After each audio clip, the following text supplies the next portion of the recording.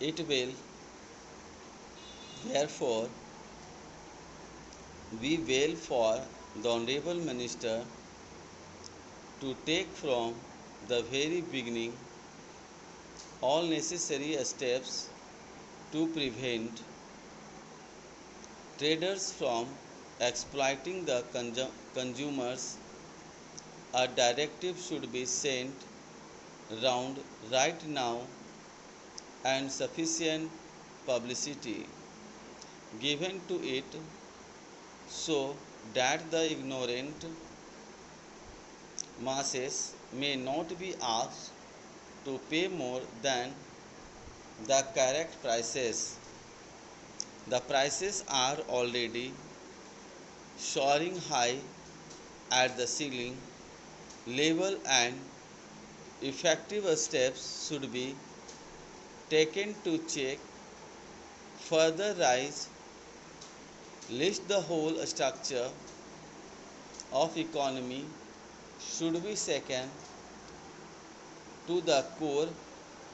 In addition to the fair price shops for food grains, there should be fair price shops for other articles of merchandise also, like cloth, etc.,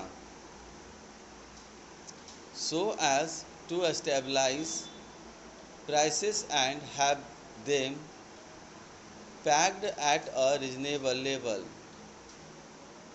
It should, however, be noted that when taxation proposals are looked at in the context of the second 5-year plan, they relate a different story. It is found that they are intended to impose an living on the people so as to save more for the plan. It is said that excise duties have been directed towards limiting consumption of the lower middle classes and the masses, more as a measure to check inflation rather than for the purpose of augmenting revenue. The Honorable Minister once stated that the duty on sugar had been deliberately raised because he wanted consumption to go down, or rather not to increase. He said, I would like to freeze it at more or less the present level, unless it be that as income goes up in certain sectors, they want to pay the price.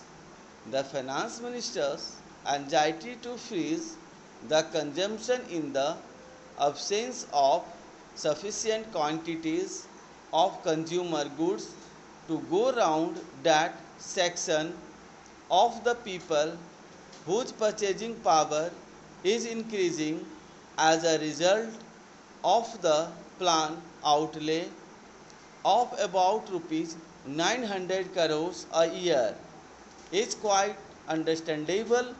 Our administrative machinery is not sufficiently competent and efficient for complete control, and unless the production of consumer goods is commensurate with the investment in the country, the inflationary pressure will persist and prices will rise when the mills and factories which are being established in the earlier year of the plan go into production.